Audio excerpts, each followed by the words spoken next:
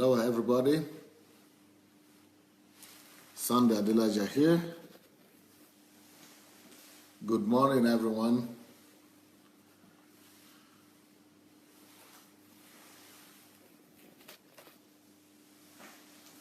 Okay, we have the first person here, Peter Yodele, Kennedy Festus, Nanon Adebayo, Bosse Fayajiola, Daniel Oshoma, Epokwola, Shegun Fatuma, Shigon Wafo.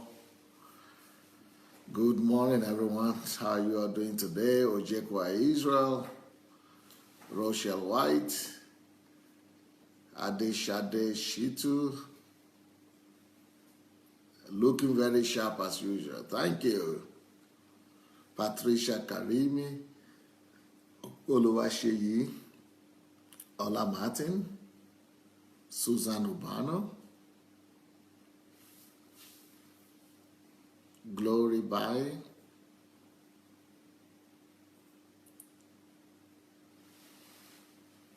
Kate Imwedeme, Samuel Peters, John Peters, Maranatha Mas, She Sandra, Zenas Miki,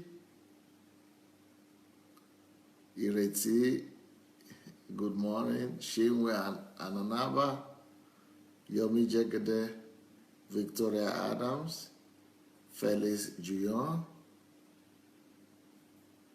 Bakari Ayodeji, Fumi Adewusi, Duga Prasad, Flair Karin Matip, Chris Nanai, Obioji Madu. Good morning, Eslin, Ezeko Murphy, Williams Shindaba, Shashal Ubuntu, Elizabeth Ali, Anne Amusi, Shigo. What did she say? Good morning and thank you. Okay, so the whole family, right, for the birthday greetings.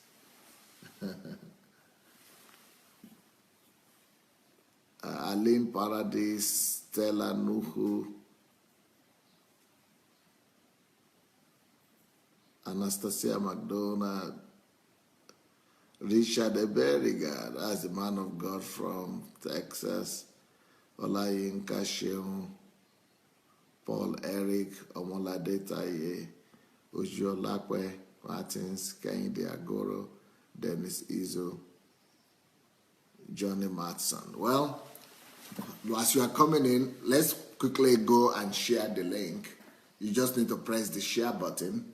If you share the link, then you'll be able to have a copy. You'll be able to have a copy of this message on your timeline. So the way for you to get a copy, because you might want to repeat or to listen to the message again, and the way to go about that is for you to share the link. So please go ahead and share the link to this message, and then it will be, the message will come automatically to your place. It will come automatically to your to your timeline. So let's share the message, and we'll be ready to go. Let's share the message, and we'll be ready to go. Okay. Right, another wonderful day. We still continue to preach on faith. Faith. This whole week we've been talking about faith.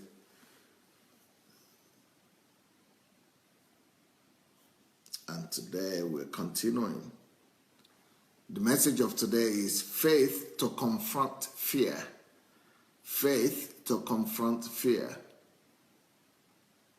Faith to confront fear. That's the message we are handling today. Faith to confront fear.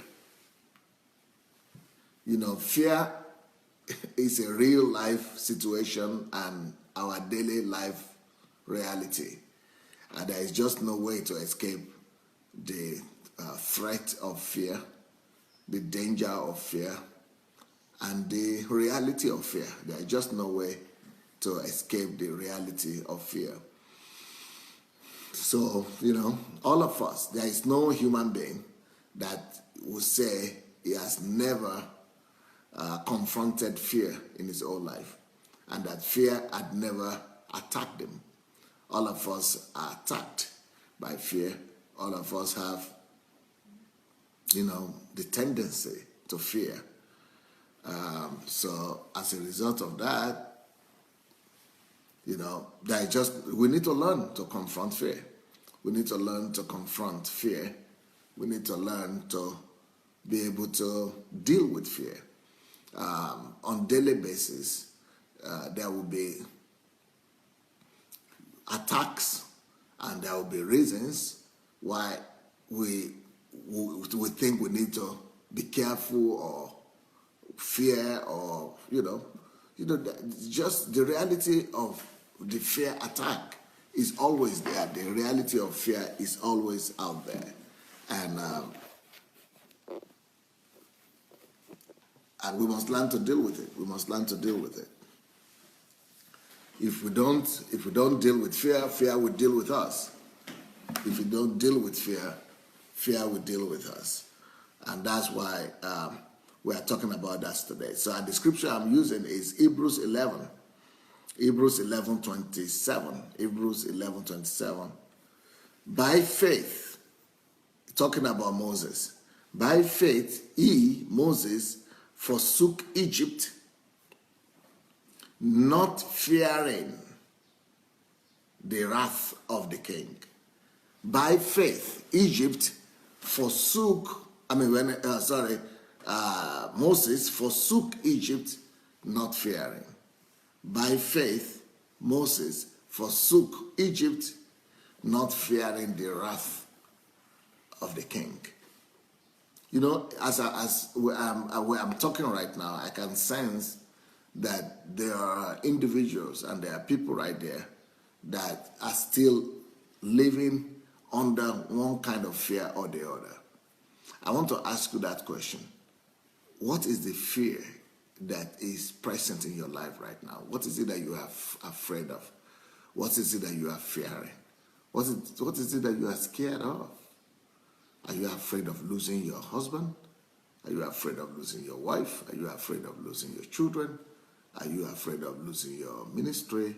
Are you afraid of losing your influence, your reputation? Are you afraid of, what are you afraid of? Are you afraid of not having financial means to be able to take care of yourself, to be able to manage your affairs? Are you afraid you will not be able to make it? Are you afraid that your old age will be bad? Are you afraid of failure? Are you afraid of, what are you afraid of? What is it that you are really afraid of? There are different kinds of fear. Are you afraid of death? Are you afraid of sickness? Are you afraid of people? Are you afraid, for yourself? There are some, as I'm talking right now, it is possible there are some form of fear that someone is going through as I'm talking right now. And you need to examine yourself, look into yourself and see what is that fear? What is that thing that you are afraid of? What is that thing that you are afraid of? Now, if you find that you actually have one fear or the other, then you need to listen to this. But before you could be able to deal with your fear, you must identify your fear. You must identify it. You must be able to acknowledge it and be truthful to yourself and tell the truth that, yes, I've got this fear. I've got this fear, and I must deal with it. So now, in this particular situation, we could see what Moses could be afraid of. So the fear was identified, and the fear of Moses was the threat coming from the king, coming from Pharaoh. And so his fear was more than the fear of public opinion. It's not just fear of the public opinion of Egypt, but the fear of the king. Can you imagine when you offend the king? The king controls the security system, the king controls the police, the king controls the military, the kings can do anything to you. The king has, especially at that time, the kings had absolute power, absolute authority. The king could do anything against you, anything that they want against you. The king could kill you, no consequences. I mean, nothing will happen. They could just destroy you, like today in some places as well. The king has absolute power. So you don't want to offend someone that has absolute power. You don't want to offend someone who has absolute power, because if somebody has absolute power, the person will not be questioned no matter what they do. And that is the kind of situation that Moses found himself in. He found himself, at a loggerhead with the ruler of the land, with someone that had absolute power that could do anything against him. So, but he needed to escape. And some people know the right thing to do, but they would never be able to do it. And that's like in this particular situation, that is the kind of fear and another lesson that we could learn from Moses. Because, even as you are looking at me right now, you are facing the same situation as Moses faced. Moses faced the choice of doing the right thing or being caved in by fear and staying back. So, he knew he needed to escape Egypt. He knew he needed to leave Egypt and escape for his life. And some of you who are listening to me now, you are somewhere, you are at a location or in a country whereby where you know that you are supposed to have been leave that country. You are supposed to leave that job, or you are supposed to leave that particular situation where you are in, but you don't have the boldness to do it. You don't have the audacity to do it. You don't have you don't seem to have the confidence to be able to do what is right. And so it seems to be so easy when you are looking at this scripture. Oh, by faith he left Egypt. Why did he need faith to leave Egypt? Why does he need faith to leave Egypt? Why do you need faith to do what is right? Why do you need faith especially to just leave one country to the other? Why do you need faith for that? Oh yeah, because for him to leave Egypt, there were so many consequences that were attached to that. So many consequences were attached to that decision. And the reason why you are afraid is not because of just leaving the place, but because of the consequences. You see, most things that frighten us is not the action we're supposed to take by itself, but the consequences of that action. The things we're afraid of, the things that will follow, and the things that we're afraid of losing control. We're afraid of the fact that we might not be in charge and we might not be in the position to control the consequences. We might not be in the position to manage the consequences. Now, so let's assume some of you are also in your form of Egypt. So let's say some of you are in one Egypt or the other, and you know that you are supposed to be leaving that place, just like Moses knew that he was supposed to be leaving Egypt. And you know you are also in a form of Egypt right now, and you know you are supposed to leave that Egypt and go somewhere else. But yet, you are not in a hurry to do that. You are not in a hurry to obey God. And the reason why you are not in a hurry is not because the time has not come yet, but because you think, what will happen if I do this? If I do this, I will not be able to survive. If I do this, my children will not go to school. If I do this, the other country where I'm going to move to, I don't know what to do there. If I do this, well, it might be legitimate that you have those fears, but what you need to do about those fears is to confront the fears. And for example, if you need to leave Europe or America for Africa, and you know that's what God is telling you, and you are afraid, okay, what will I do over there? Well, face your fear. Begin to make preparations. Begin to do some things that will make you to be ready to be able to survive when you get to Africa. Begin to put things in place. Begin to put infrastructure in place. Begin to put your your amenities in place, the things that will help you to settle down there. So if there are some things that you are afraid of, that you are not well equipped yet to be able to take the right action, just face it and begin to do what you need to do. You don't need, if let's say you are afraid of leaving Europe or America for Africa, and you know that there is no place for you to live there, or there is no job for you to do there, or there are no provisions for you there. Then go ahead and begin to put the provision in place.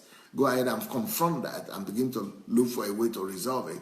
But that doesn't mean that you just stay back perpetually and disobeying the leading of your spirit and disobeying the urge that you are having to do the right thing. So that's just a little example. But in the case of Moses, things were tough.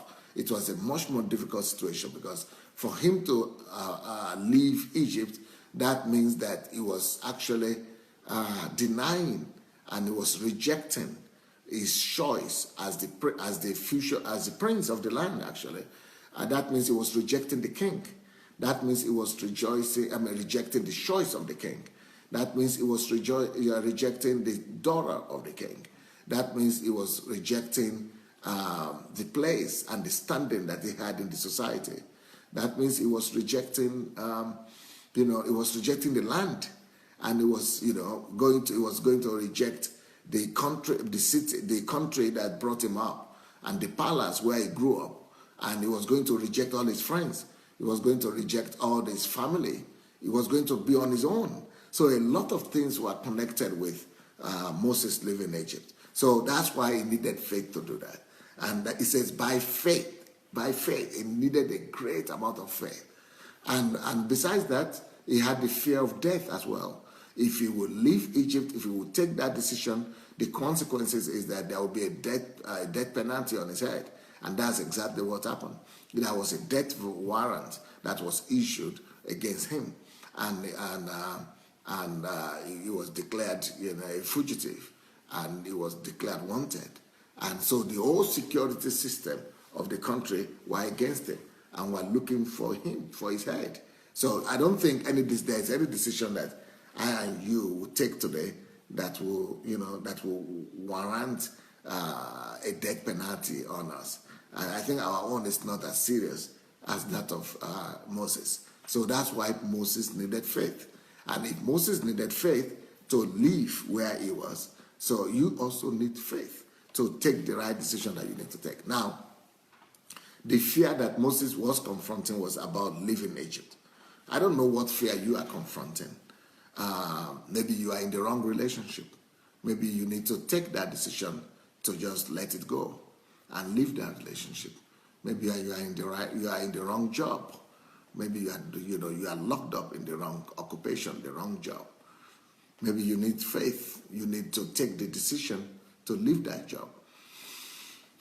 So whatsoever the fear that you are confronting, whatsoever the fear that you are having, this message is supposed to give us the boldness, the equipping and the equipment to be able to confront our fears and to be able to do what is right. So the Bible says, by faith he forsook Egypt, not fearing the wrath of the king. Not fearing the wrath of the king. So what am I supposed to do to make me not to fear consequences? What am I supposed to do not to fear the wrath, the anger of things that could destroy me, or the consequences of what could destroy me? What is it that I can do? What can I do to insulate myself from the pressure of fear, from the pressure of public opinion, from the pressure of family, relatives, from the pressure of dangers, from the pressure of loss, from the pressure of poverty, and from the pressure of economic survival? What can I do to confront my fears? What is it? How can I confront my fear? What is the fortitude that I must build? What are the things that I must do to be able to confront my fear? Well, the first thing I said, already, is that you go to the root of your fear. The second thing that I've mentioned already is, after going through the root of your fear, make the right preparations. Like I said, if you want to go where you live, where you are, to go to Africa, for example, make sure that you put the right steps in place. Make sure that you do the right preparation, and prepare and do what you need to do to make sure that you have done your own part. Do your own due diligence. Do your own due diligence. So the fact that you have faith does not mean that you don't do your due diligence. Faith will always demand action. Faith will always demand action. So let's say you want to leave your job right now. A lot of people say that is faith when they leave their job. They leave their jobs and just say, okay, God said I should leave my job, so I leave my job.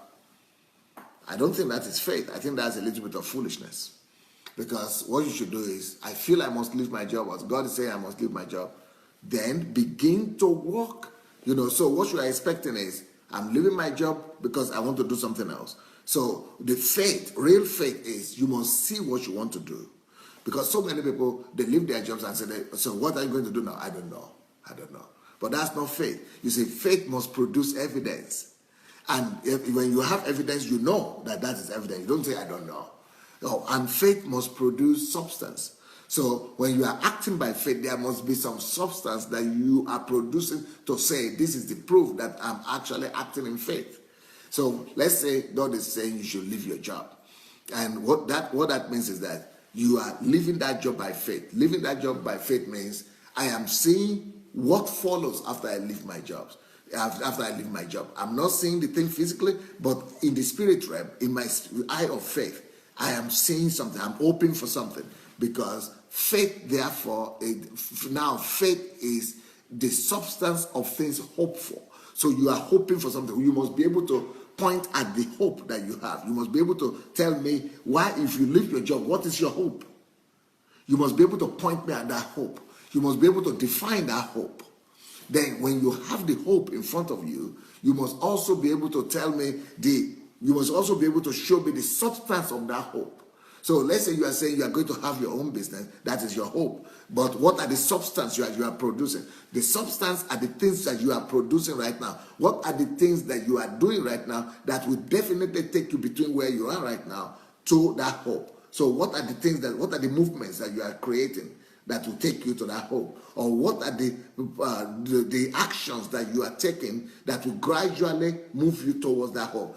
What are the things that you are doing right now that will guarantee you and give you the assurance that you will definitely get to that hope, that you are approaching that hope, that you are moving towards that hope? What are the things that you are doing? What are the evidence you are producing? Because faith is also the evidence of things not seen. Yes, you have not seen the future job that you are going to have, or the future business that you are going to build, or the future thing that you are going to have, but you must have it in your mind or in your spirit eye. You must be able to see in the spirit or in the future into that thing that you want to do next. And then you must be producing evidence on a regular basis.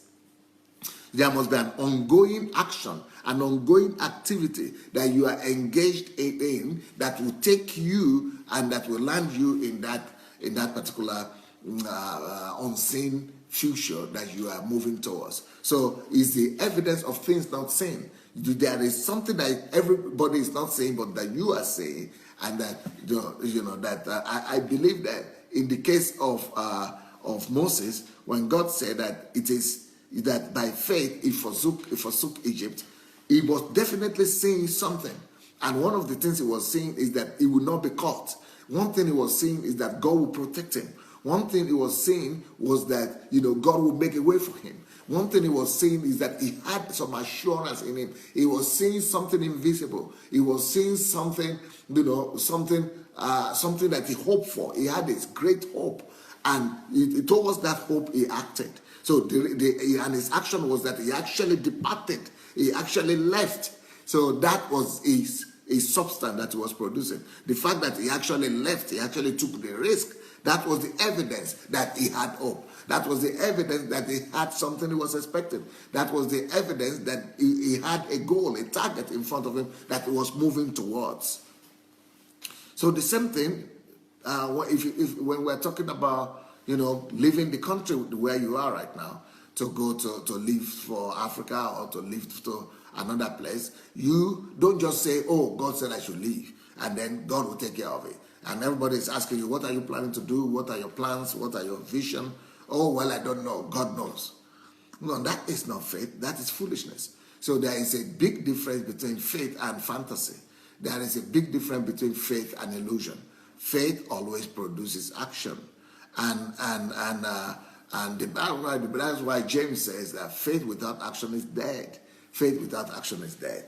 And the action you produce, the action you take is the evidence, or the action will give us the evidence of what you are walking towards or what you are approaching. The action you take will produce some substance. The substance that will make us to believe you that yes, you are actually acting right and that you are going to attain your goal. You are going to attain your target. Like for me, for example, God told me about Nigeria. Can you imagine me being in Russia here? I've been here for 30 years. I look young, but I'm not as young. I'm an old man. I'm not old, not too old, but I'm not as young. I'm an old guy. I am 50. I'm 50 in May. This coming May, I'm going to be 50. So I've been here for 30 years. Can you believe it? I've been here for 30 years. 30 years in Europe. I don't have anything almost, apart from my relatives. I don't have anything in Africa. I don't have a house. I don't have a car. I don't have a land. I don't have anything. So, I never thought I would ever go back there. I thought maybe I would visit, but I never thought I would ever go back there. I thought I would die here and be buried here. But now the Lord came to me and told me to go back. And to go back means that I don't just pack my load and just say, okay, I go back, I leave, because God said.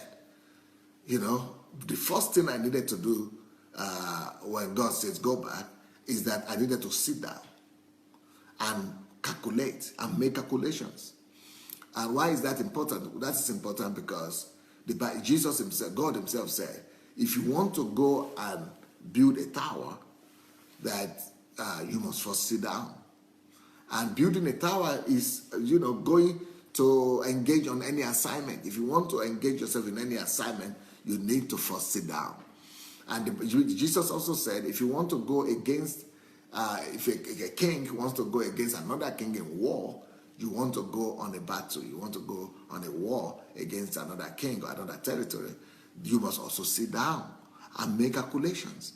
So some people will think that sitting down and counting the cost and doing your comparative analysis, that is not faith. That's not faith. But really, that is faith. Faith does not negate logical calculations. Faith does not negate the use of your mind. Faith does not negate calculations, analysis, research. Faith does not negate common sense. I guess that's what I'm trying to say. Faith does not remove common sense. Faith does not eliminate common sense. It does sometimes, but it does only after you are already having your evidence or your substance. Faith is not blind. Faith is not blind. So this is Jesus telling us this, the very author of our faith, the very person who gave us our faith in the first place. So Jesus knows what he's doing. So if I need to go to Africa, it means that I must calculate, I must count the cost, and I must calculate and know exactly what I will be. I must see, not just calculate, but actually be able to see the picture of what I'm about to do and what I'm going to do over there. And besides that, I must also have some action, some substance that I am producing. I must also have some evidences that we are proving that God is actually sending me there. I must have some evidence that I'm producing to prove and to show that what I'm saying is true. I must produce some evidence that will show me that I stand a good chance to make it over there. That there is that I'm not just jumping in the blind. Okay, like for example, when Jesus told Peter to walk on the water and to come to him. Many people think, okay, jump in water, that means, you just jump from the boat into the water without any substance. There was a substance there, the substance and the evidence of him walking on water with the role of faith. You say he was supposed to walk on water, and we know if you walk on water you sink or you swim. But for him to walk, that means he must be standing on something, or he must have some argument to prove that I will not sink. He must have some argument to tell him that I will actually walk. So what is that evidence? What is that substance that he had? Just for you to know that faith is not totally blind, and it shouldn't be blind. So in the case of Peter walking on water, faith is actually the ability, first of all, to see. Faith will always see, because faith is the substance of what you are hoping for. So you have a hope in front of you. The hope that he was seeing is that he was seeing himself walking. That is the hope. But what is the substance? What is the evidence? That is the thing he has not seen yet, but he must produce the evidence. What is the substance? What is the basis of him walking on that water? Is it just because he has the desire? Is it just because he sees himself walking? He must have something to base it on, the substance that is going to work. And the substance that Peter had in this case is the word of the Lord. The word of the Lord. He had to base his action on something. And within this case, what he was basing his action on was he was seeing first Jesus. Jesus was also walking on water. That is one evidence. That is one substance that he could base his own faith on. So he could see Jesus also doing the same thing. The fact that Jesus is walking on water as well is a substance that he could hold on to, that if he could walk on water, I can walk also. But then the second substance that he had, the second evidence of his faith that really gave him the courage to step out of that boat, is that he didn't just see Jesus walking on water and say, "Oh, I will do the same thing." No, even though that is a big enough or good enough support substance for him, but he needed some more evidence for him to take that action. And what he did was he asked Jesus, "Should I come?" He wanted to get an evidence. He wanted to get a substance that he should step on, and that he could stand on, that his faith could rest on. So what your faith rests on is that substance. It is that substance that your faith will rest on. It is that evidence that you are producing that your faith will rest on.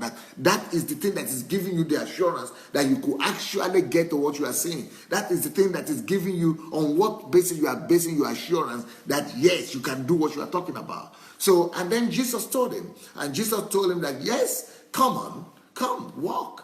So that is the faith. That is what it was. It's not that Peter was crazy. It's not that Peter was just crazy and just mad and he was just doing something supernatural. That he was just acting by faith. And faith must have both hope and evidence. Hope and substance. Not something that is invisible and the evidence. So he had the hope that he saw himself walking like Jesus walked. And then he had the substance. He had the word of the Lord that walk, come here. So that's why he could walk like that. The same thing with you. If you understand faith like that and be able to, put things in place like I'm explaining to you now, you will discover that faith is not something mystical. Faith is not something, something crazy. Faith is not blindness. Faith walks with common sense. And that is wisdom as well, because faith is a manifestation of wisdom. And the Bible says in the book of Proverbs, that's the wisest man on earth, right? Solomon was saying that a wise man, a wise man starts everything. A wise man starts all his enterprises with knowledge. So a wise man starts all enterprises, begins his enterprises with knowledge. A wise man does not start any deal. A wise man does not start any enterprise, any project without, first of all, having some form of knowledge, without preparation, without planning, without knowledge. So if you are really wise A wise man will first of all gather his evidence. A wise man will first of all see where he's going. A wise man will first of all do his calculations. A wise man will first of all, do what he needs to do his own assignment, like Jesus said. A wise man will first of all sit down and make calculations of his strength before he goes against the other king. A wise man will first of all sit down and calculate his resources before he starts to build that tower. That is faith. And we could not say that faith doesn't have, anything to back it up. No, faith must have substance and faith must have evidence. So that is in the case of Peter, and I think that's a good illustration. Let me give you another illustration. There was another situation that happened in Mark chapter 4 when Jesus was rebuking his disciples, and he told them, "O ye of little faith, why do you wake me up? That you are sinking. Why do you wake me up?" Yeah. Now, to me, I used to think, my God, Jesus is too harsh. It doesn't look too just. This doesn't look too just to me. What should they do? What should they do? That these people you told them that let's go to the other side on the boat. They enter the boat with you, and here they are, and they were in the midst of the storm. And the storm was so heavy, and the boat was about to sink, and they did just the natural thing. They did what every one of us would have done. They shouted and started screaming and then woke you up because you are the one who set them up on that journey. And then they know you are the miracle worker, that you are going to, do something with that crisis, and that you are going to, stop that crisis, and you are going to get them out of there. And Jesus was frustrated. Jesus was he was very dissatisfied. He was very angry at them. Jesus got very frustrated at them, at the fact that they woke him up. And I was saying, okay, this is not fair. This doesn't look fair to me. This doesn't look fair to me. I was thinking, this is not fair, Lord. This is not fair. This is not fair. How could you rebuke them? How can you rebuke them? I don't get it. How can you rebuke them? They were doing the right thing. They were in danger for real. They were in real danger. How can God rebuke them? How can Jesus rebuke them? You are of little faith. I've been with you for so long. You are always doubting and all that. You of little faith. And God was. Is it because, I was thinking, is it because they broke his peace or his comfort? Is it because they disrupted his sleep? Is it because they, what could this be? It is now that I discover. It is, as I grew up in the Lord, as I kept on reading that scripture and meditating on it, that I got to discover why Jesus actually rebuked those people, why he rebuked his disciples. It's not because he was, that he was so narcissistic, that he was so mindful of his own pride or of his own ego, that he didn't want them to wake him up while he was asleep, or he didn't want them to disturb him. No, it was not because of that. He was actually telling the truth. Jesus was telling the truth. He woke them, he rebuked them that they didn't have faith, or they had little faith, because, it was justified. It was justified. They were not proving to him that they had been with him. They were not proving to him that they had faith.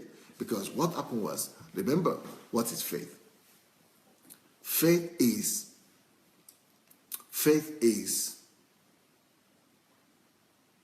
the hope that has substance. Faith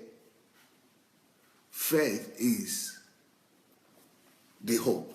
Now, Jesus set them out in that hope, and he told them, let us go to the other side.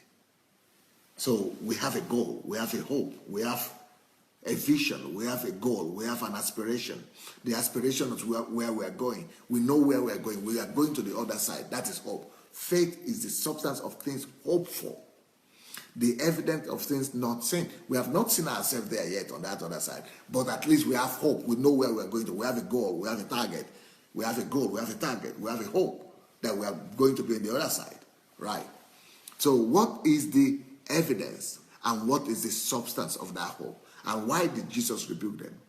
Because Jesus didn't just cast a vision before them without giving them a substance. Jesus didn't just cast a vision before them without giving them a hope. Jesus told them and said, let us move to the other side. Let us go to the other side. What is the substance? The substance is the integrity of Jesus.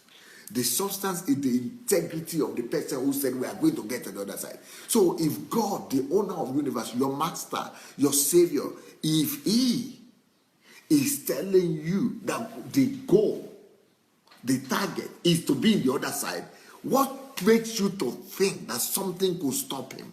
What makes you to think that something, could nullify his word? Nullify his word. What do you think? Why do you think that his word will back out? Why do you think that his word could be nullified? Why do you think that the storm will nullify his word? Why do you think that the wind will nullify his word? Why do you think that the circumstances will nullify his word? Why do you think that his word will back out? Why do you think that his word will lose his power? Why should you think that his word will fail? Why do you think that he is not smart enough to have envisioned and seen all the danger coming? Why do you think that the storm will sink his word? He has given them the evidence, and the evidence is the integrity of his word. The evidence is the assurance that he gave them. The evidence is the fact that he told them, we are going to the other side. He didn't say we are going to the sea. He didn't say we are going to the ocean. He didn't say we are going to the middle of the river. He didn't say we are going to the middle of the sea and the ocean. He didn't say we are just starting inside it. He didn't say we are going inside the river or something. He said we are going to the other side. Other side, that means that we are coming out of the water. Other side means that we are coming out of the river. Other side means that we are going to touch the ground. We are going to the other side. So why do you wake me up when we are not in the other side yet? Why should you wake me up when you have not even waited for us to arrive yet? When I have told you we are going to be in the other side. So what's your problem? Why should you disturb me? Why should you panic? Why should you raise the noise when you are not? Wait, what is your problem? I told you we are going to the other side. So you don't believe my substance that I give you. You don't believe my own evidence. So you don't have any faith in me or in my integrity. So you don't think my word means anything. So you don't think that my integrity means anything. You don't think my name means anything. So you have more faith in nature than you have in me, the creator of that nature. So you have more faith in circumstances than in the one that ruled over that created those circumstances and that has given you his integrity. So you are so used to me now, familiar. You are so familiar with me. Your familiarity with me has so much nullify my integrity, my authority, the weightiness of my word.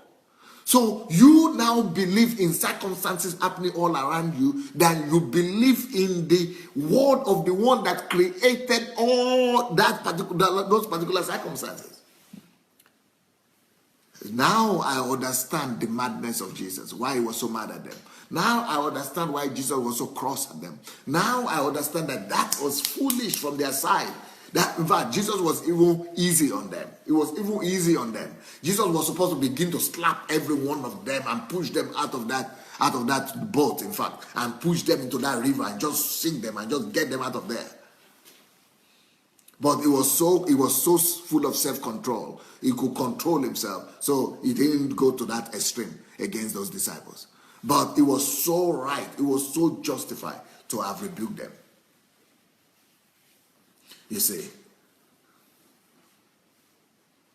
Besides that, Jesus gave them another evidence that they were going to go to the other side. Jesus told them, we are going to the other side. He didn't say we are going to perish here. And Jesus is not setting himself up for a suicide mission. So the other evidence that God is giving to these people is the fact that I am here with you. If there is going to be anything wrong, it means they have to sink me first before they sink you. It means the thing has to kill me first before it kills you. I am here with you. You should know that if I'm here with you, I didn't set you up on a suicide journey, on a suicide mission. You see, that is the problem. We, fear, we embrace fear more than we embrace faith. We embrace fear more than we embrace hope. We embrace fear more than we believe in the integrity of God. So sometimes we think that the things that we fear are stronger than the things that we don't see. But really, the invisible things are superior to the things that we see. The invisible things that we don't see, they are the ones that are permanent. The Bible tells us that the invisible things are constant. They are the ones that are forever. But the things that we see, they are temporary. So every visible thing that you see is temporal. The wind is temporal. The storm is temporal. Everything that you see, they are all temporal. But what is really there for forever, what is really real, that is going to stay, that is going to abide, that is going to keep on being there, is the thing that you don't see yet. That hope that you are looking up to, they are more real and they are more lasting and they are more tangible really than the things you are seeing right now. Because the things you are seeing right now are temporal, but the things that you are not seeing, the things that are invisible that you are looking up to, they are the ones that are coming to stay. They will take the place of those things that are temporal. But what is our problem? We normally fear the things that are temporal. We always fear the things that we see right now.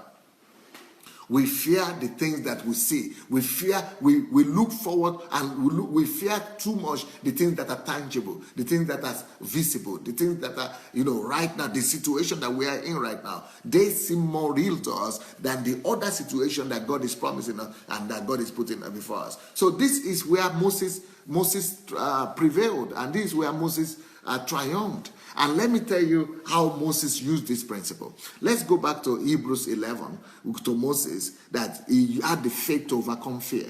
Now you understand the reason, the way why we overcome fear is that we have hope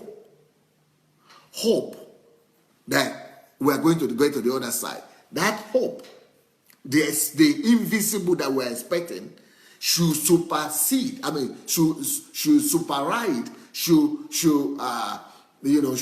override every temporary, every material, every physical thing we are looking at right now. The things that we don't see, they always come to take the place of the things that we see. The circumstances that we are right now, they are inferior. The things that we are seeing right now, they are inferior to the things that are not seen. So the hope that we are looking at in front, the things that we are seeing in the spirit realm, they are stronger than whatever situation and circumstances we are right now. If we have that faith is stronger. Faith in that thing that we are not seeing, faith in that future that we are not seeing, that is stronger than what we are seeing right now. You should always bear that in mind. The things that are invisible are stronger than the things that are visible, and the things that are invisible will come to replace the things that are visible right now. So for you to overcome the fear of the fear tendencies or the spirit of fear, you must see something. You must see the invisible that is coming to replace the visible. You must see the hope that is coming to replace the tangible. You must see the faith. You must see in faith something that everybody is not saying, that is coming to take the place of the circumstance where you are right now. So that is what allows you to overcome fear. So you overcome fear by what you are seeing. It is just like Jesus. The Bible told us that it is because of the joy that is set before him that he overcame the fear of the cross. He was able to endure the cross. Why? He was seeing the invisible. The thing that you see in the spirit realm, the hope that you see, is what helps you to overcome the fear.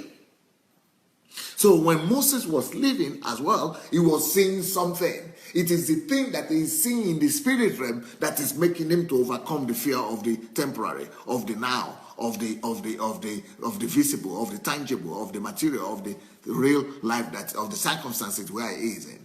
Number 2 thing that will allow you to overcome the spirit of fear is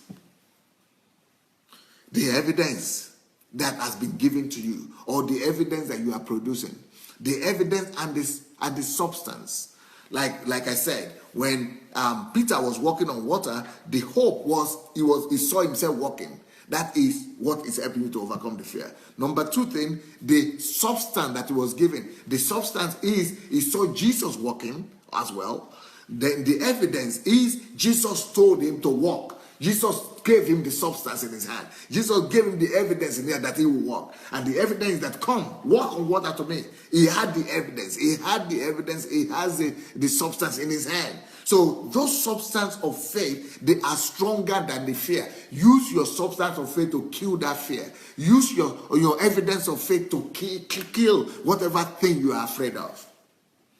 But it is easier for you to overcome your fear, the physical fear that you have, by making sure that spirit realm, you are aware and you are sure and you are confident that the spirit realm is always stronger than the material, physical realities that you are seeing right now. Okay, so I'm sure you got that right. Now let's see how Moses used this principle, how Moses adopted and activated this principle. Hebrews 11:27.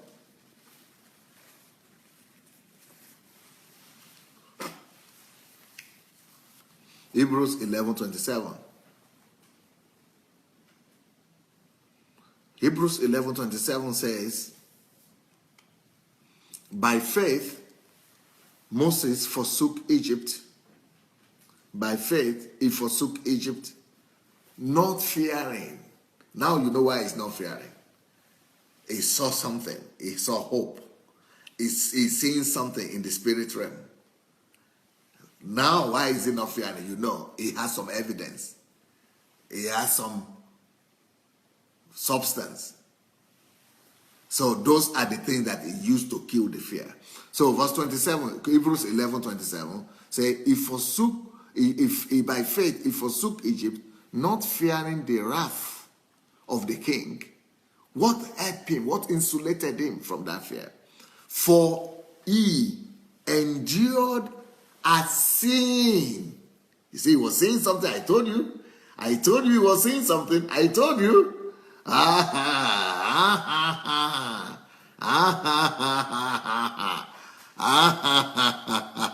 You are getting it, huh? You are getting it, right? If you follow him, what I'm saying, you probably getting it. You see what happened? Why he was able to overcome the fear? Because he was able to go through. He was able to endure the situation. He was able to endure the circumstances. Endure the pressure. Because he was seeing. You know, faith is always seeing. Faith is always seeing in the spirit realm. Faith is always seeing something that other people are not seeing. He was seeing something. So until you see something, until you look forward to something, you don't have faith. Because faith is the ability to see hope in front. Faith is the ability to see goal, vision, purpose in front. Faith is the ability to see. But seeing is not enough. He must also still have some evidence. And of course, what he's seeing is good. He could use that to kill that fear. But besides that, he still needs other things like evidence, like substance, to use that to even kill that fear more. So let's keep on reading. Why Moses was able to leave Egypt and he was not afraid of the king. He was not fearing the wrath of the king. Why? For he was able to endure because he saw and he endured as seeing. You see? He was not just seeing something, he saw him who is invisible. God showed him himself and beckoned him. Just like he beckoned Peter. Come out. Come out. He was seeing not just his future.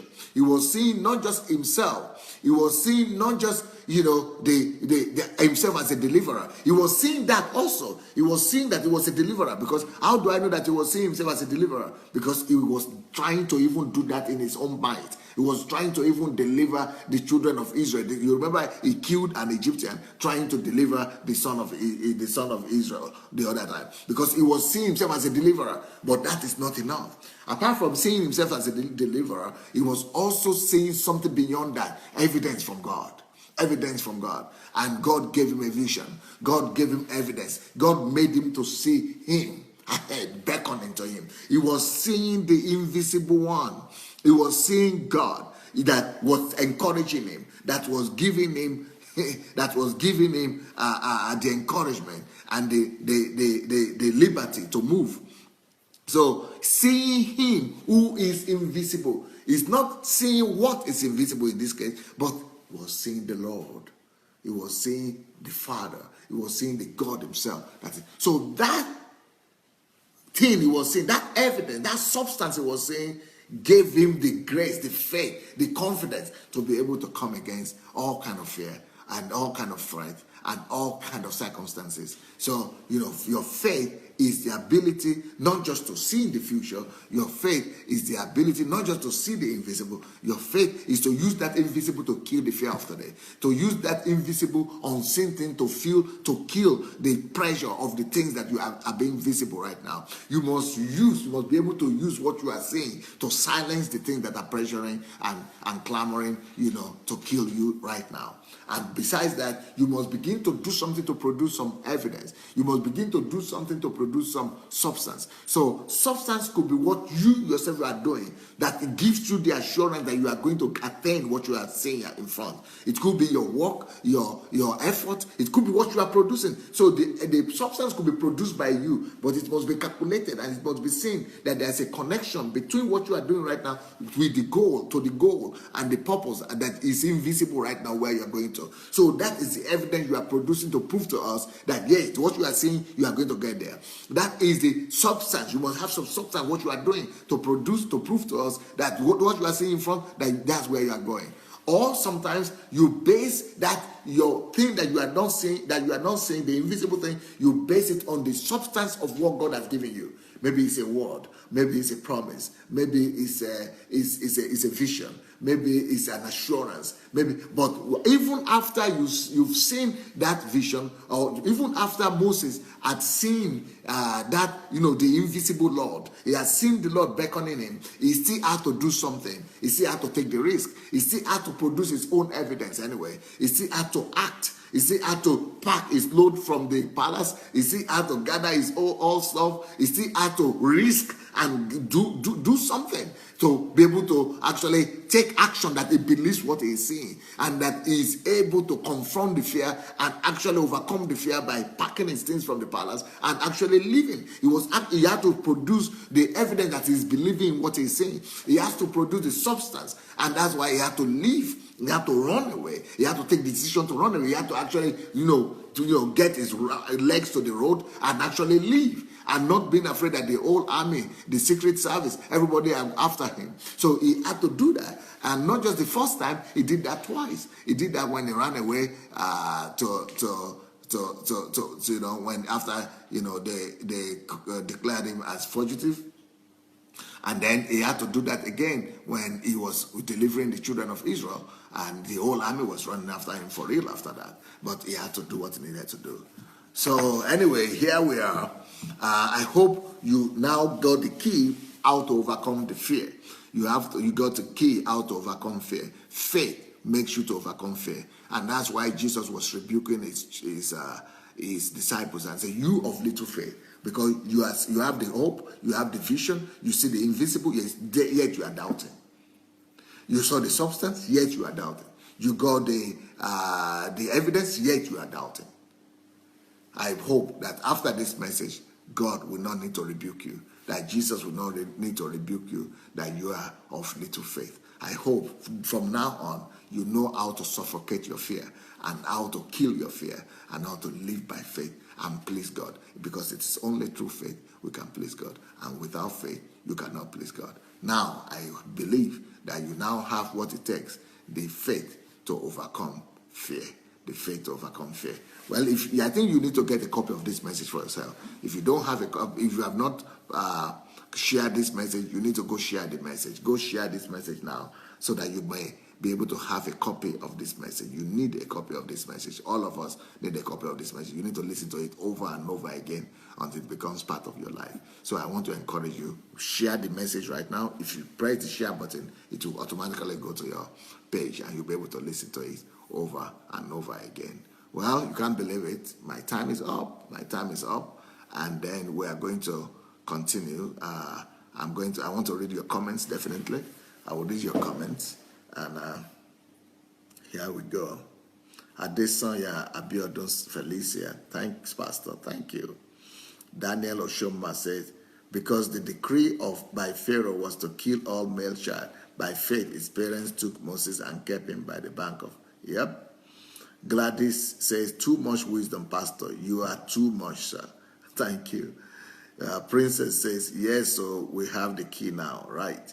Christy Bassi said, faith makes you to overcome fear, right? Adesanya says, faith makes you to overcome fear, right? Princess Gildov said, my greatest teacher, you are just too much. And you are still young. Oh. Thank you, Princess. Thank you. I appreciate that. Shigo says, my God, Pastor Sunday, you are really from another world. This is just too sweet to contain such wisdom. Thank you, Shigo. Thank you, thank you, thank you. Regina says, thank you, Lord, for this word. Danielle says, God has shown him. Okay, commenting on what I said. Okay, Babatunde said, thank you, Jesus.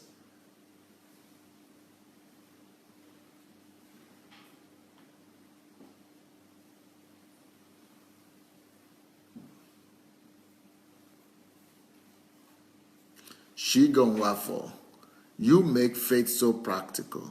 Faith used to be walking in the moon, with nothing to show. But now faith is become practical. Thank you, Shiga.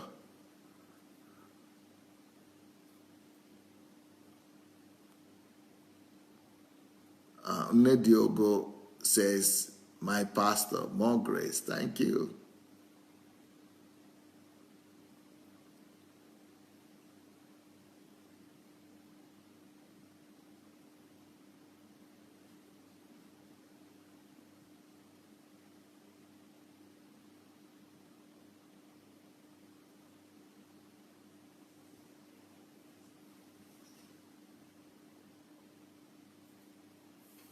Princess Gildov said, oh my God, how I wish all these men of God would forget about offerings and teach the way you do. That's why we must spread the word. We must spread the word so that the word will go across.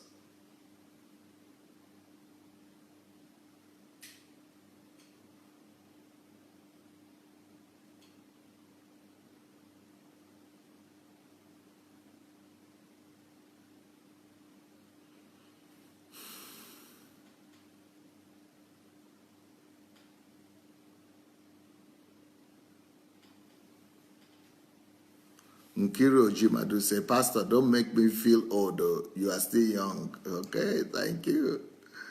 Victoria Adams said, this is Sunday service for me right here. I'm energized to hold on to faith with my whole being. Shinwe says, I believe we all need this kind of faith to face this ugly and wicked world. Olukemi said, my heart just blesses you this morning. Today's message was definitely meant for me. Thank you so much, sir.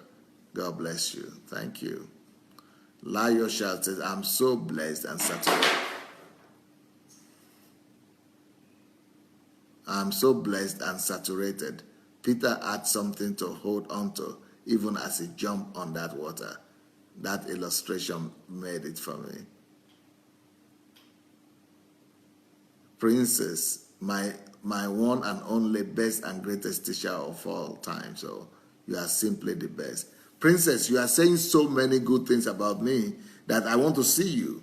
Are you planning to come for the HMT with your husband? Are you people planning to come to be here? I need to see you. You are totally sold out to Pastor Sunday, isn't it, Princess? Thank you so much for your very great words. You are just bringing them out from some well somewhere. Yes, it's very sure that you have discovered your pastor here. Thank you.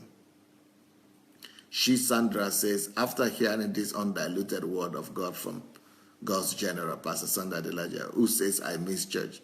No, I don't at all. I'm having divine service here. I don't go to church, and I'm having the best service here in church. Good.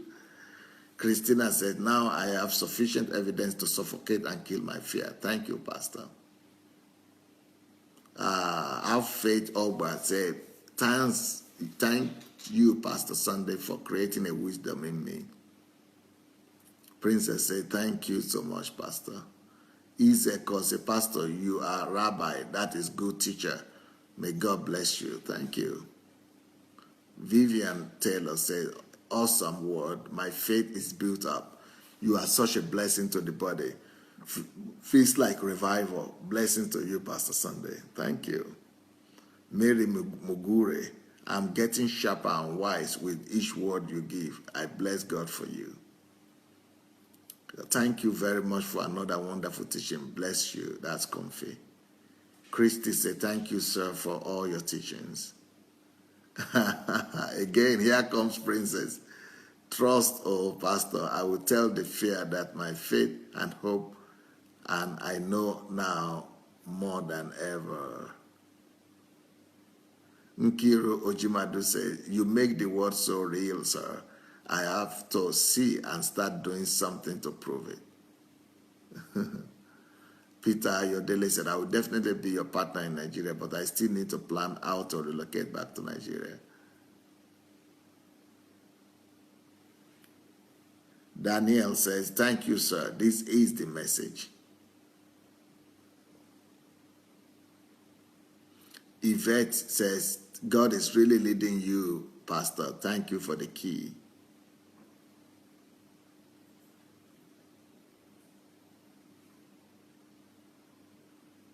Regina Desagler, glory.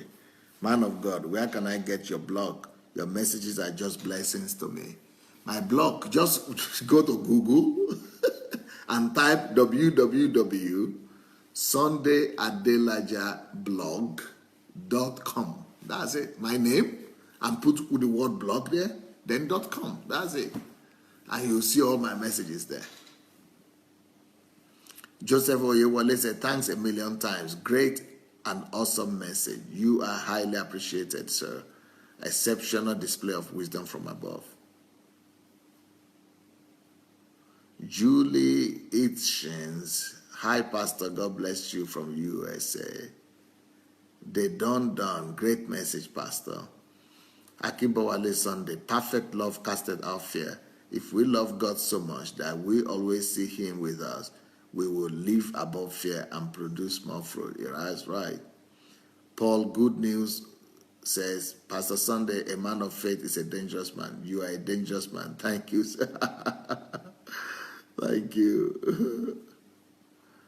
Prudence say, thank you, Pastor. You too much wisdom. I'm upgraded, Pastor. Blessings, sir.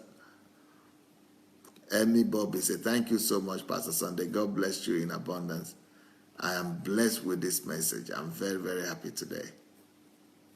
Daniel at Senga says, Pastor, thanks for another wonderful message. Bright Shibu is a faith in God's word makes us to overcome fear. Thank you, Pastor. Fear is eliminated forever.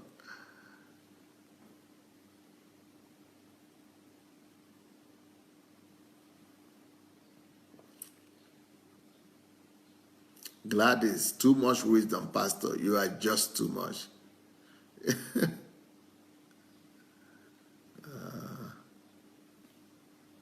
Shioma says, dear Pastor, your latest teachings are not on the blog. Oh, they will be there soon, but you can get them on the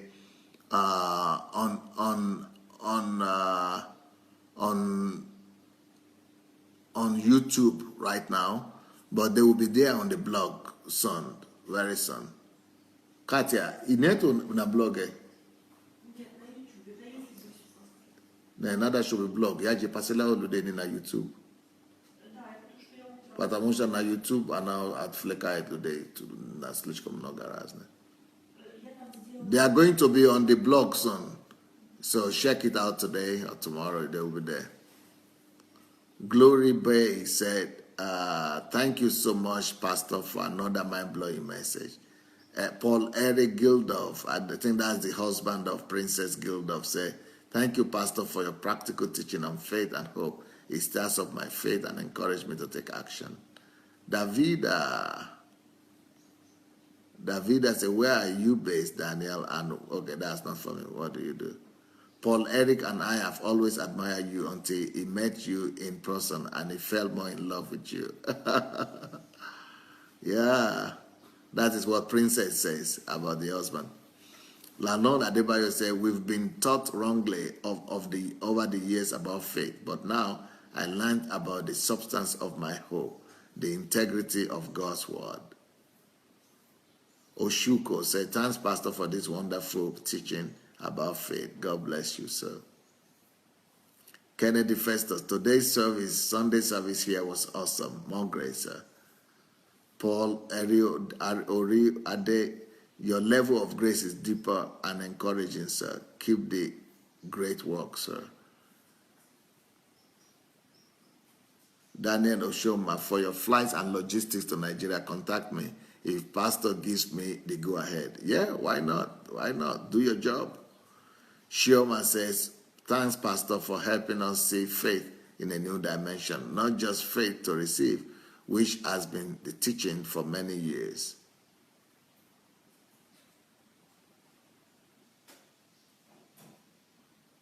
Shashal says, your faith I will follow. Princess says, yes, oh Pastor, we are coming to visit you in October by God's grace. Is it October or November? Our HMT is in November, Princess. Not in October, but November. So the HMT is from the 6th to the 12th of November. From the 6th to the 12th of November. From the 6th to the 12th of November. So November, it is November. Daniel Oshoma says, Pastor, you always provide a solution, not theory. Thank you for making Christianity sweet. Peter Ayodele says, I have a big vision like you, and I'm always in the spirit with you. I always teach my people about invisible and how to bring the gold out of them. Right.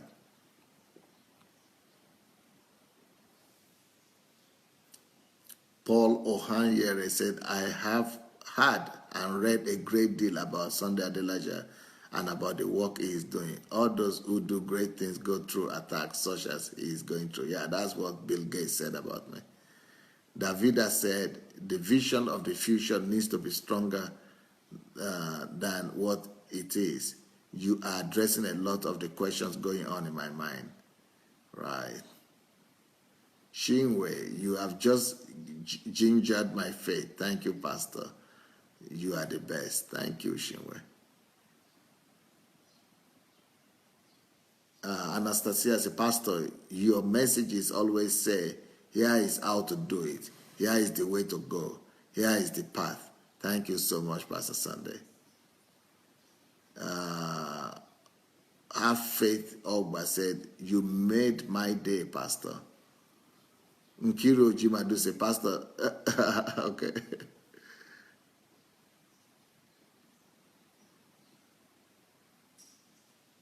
Okay, Princess says, I know, Pastor, that the HMT is in November, but Paul Eric, that's the husband, is working in November. So I might come in November, but he will come in October. Or you can come together in October anytime. I will be available anytime. The only thing is that in November, that's when the training will be. But if you come not in November, in October, it's okay too. Only, we just fellowship. We just spend time with me. You also always learn from anyway, even if you just come in October when there is no HMT. Fleck Karim Matip says, Pastor, you are one of the rare leaders who doesn't put fear in people, but instead you help them to get rid of their apprehensions and fear. Maria Tia Saintil, thank you again for your time and your support. May God bless you and protect you for the rest of your life. Thank you. Patricia Agbino says, God bless you, sir. They have been teaching us to fear the enemies instead of the pure love of God that eradicates fear. Yeah, it's a pity. Davida said, Pastor Sunday, your message addressed questions going on in my mind. Okay, I read that. Obiora said, you are a great blessing to this generation. My cousin Frank Obeta talks about the great work you've done. Wow. Yeah, he's been with me. And you look alike with him too. Shashal said, a leader like you is a dream too good. It's a dream too good to be true. Nigeria is blessed. Thank you. Ade Oladisu said, this is Kingdom Lifestyle 101, the way to operate on earth. Ojo Olakweta, and thank you so much, Pastor. Your teaching is moving me from one level of practical faith to another.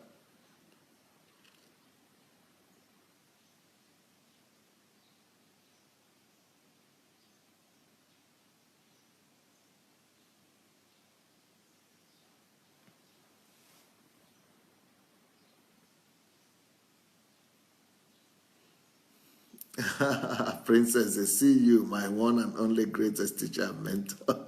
Thank you so much. Isaac Honor, without faith, it's impossible to please God. Also, without faith, it's impossible to come out of your comfort zone. Princess says, and of course, Paul Eric's mentor too. Yeah. Well, thank you so much for your time. And it's time to go now. Our time is over, and we'll see you tonight. Thank you. God bless you. Bye.